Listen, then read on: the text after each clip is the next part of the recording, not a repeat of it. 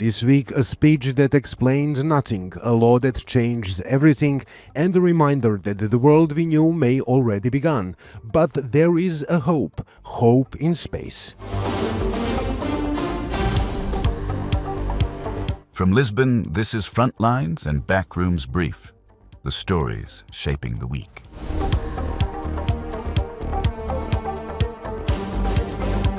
The president of the most powerful country in the world delivered his speech 2 days ago. The only prime in that speech was the prime time of the broadcast. President Trump's address to the nation was arguably one of the most incoherent, contradictory, and fact-free speeches delivered by a sitting president. It failed to calm Americans facing rising gas prices. It failed to reassure allies. It failed to clearly deter Iran. And it failed to address concerns of his own political base.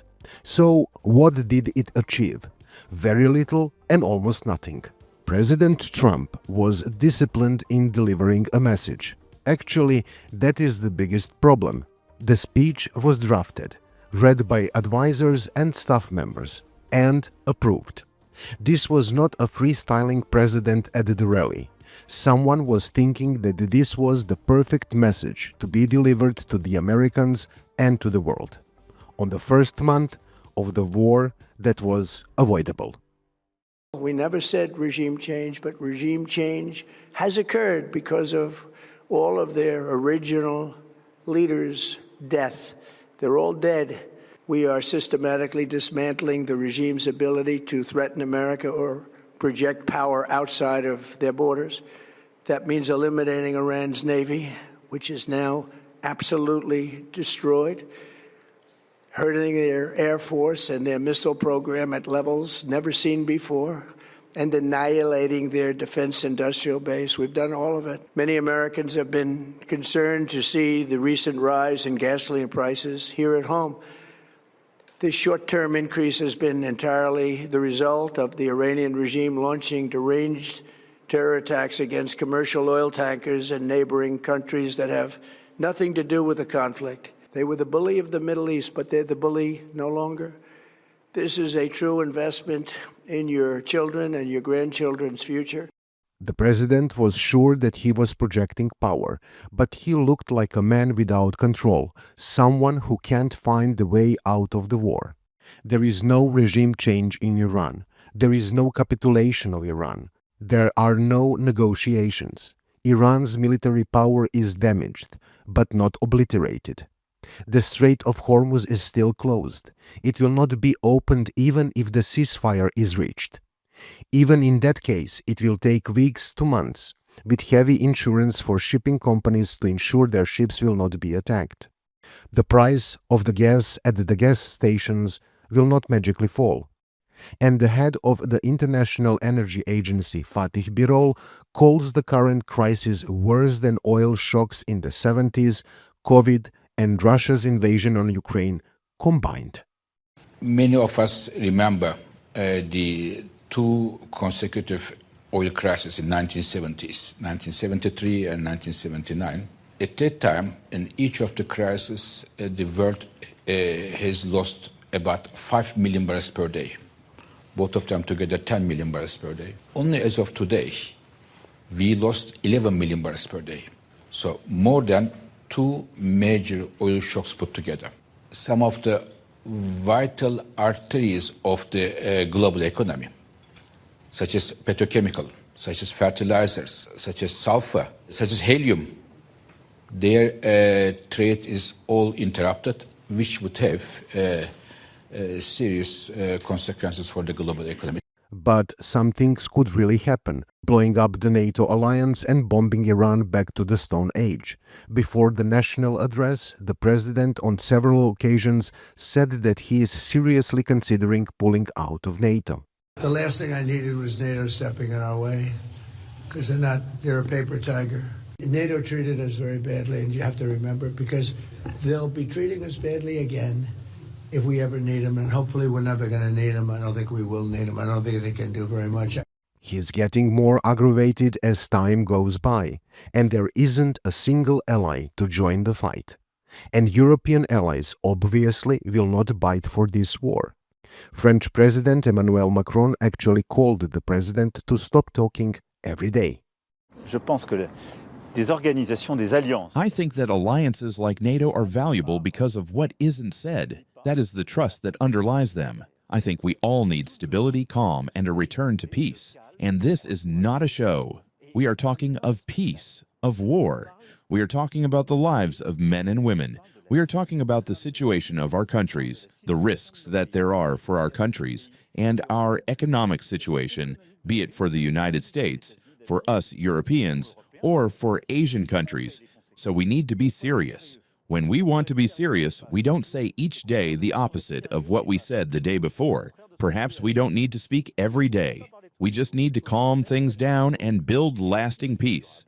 The United States is not just jeopardizing what has sustained its power for decades, it is also spending munitions at a rate that can't be quickly replaced. More than 850 Tomahawk cruise missiles have already been fired. Replenishing them will take years. And in the midst of the war, his Secretary of Defense, Pete Hegseth, fired Army Chief of Staff General Randy George.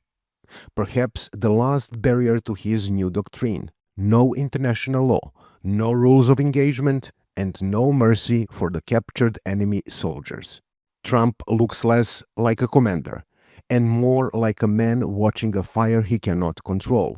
He's holding in his hands the future of one whole region, the lives of millions of people, and the economy of the whole world. Denying those responsibilities tell us that this war was a war of choice, a war of vanity, a war without proper preparation, a war without realizing consequences. And the president will need to own it, for better or for worse.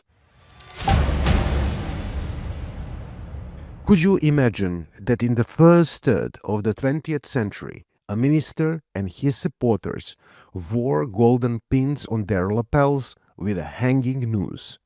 That they opened champagne after Parliament passed a law introducing the death penalty for one group of people? Well, on March 30th, 2026, the Knesset passed a law that fundamentally changed Israel's relationship with capital punishment. For decades, the death penalty existed on the books, but was essentially dormant, untouched, except for the execution of Adolf Eichmann in 1962. That restraint is now over. The new law creates a mandatory death penalty for Palestinians convicted by military courts of attacks classified as terrorism. No pardon, no commutation, execution within 90 days. The law applies exclusively to Palestinians. This is not new. Nazi Germany, the Night and Fog Decree. Apartheid South Africa, the Terrorism Act. Different in degree, not in kind. A legal structure where one group faces the ultimate punishment and another does not. Everyone is concerned: the United Nations, the European Union, Arab states. Any action beyond condemnation? Well, decide for yourself. Inside Israel, opposition parties and human rights organizations have announced they will challenge the law before the High Court. But it passed with clear majority. It was championed by Itamar Ben-Gvir, backed by Benjamin Netanyahu. And it passed in the same month that Israel's military attorney general dropped all charges against IDF soldiers accused of sexually abusing a Palestinian detainee. A state that executes people based on ethnicity cannot credibly claim to be the only democracy in the region. A legal system that applies different punishments to different peoples is not equality before the law. The death penalty is irreversible, and once you build a system that reserves it for one group, you don't get to call yourself a democracy anymore. You call it something else, something history has seen before. And finally, something worth celebrating. RS-25 engines lit. 4, 3, 2, 1. Booster ignition. And liftoff. Artemis 2 now bound for the moon. Humanity's next great voyage begins. While the world burns and leaders fail to lead, 4 humans are on the way to achieve something extraordinary.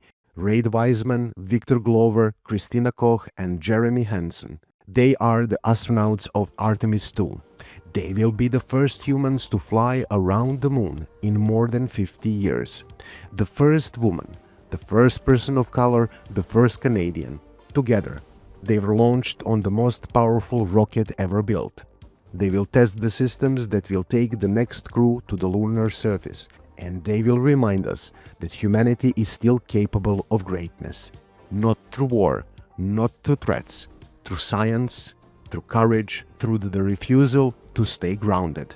And when they fly, they will carry with them the hopes of a world that desperately needs to remember what hope looks like.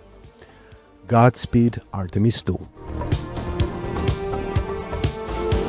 And that's the world this week. From Frontlines and Backrooms, I'm Vladimir Bobetic, and until next time, keep looking beyond the noise.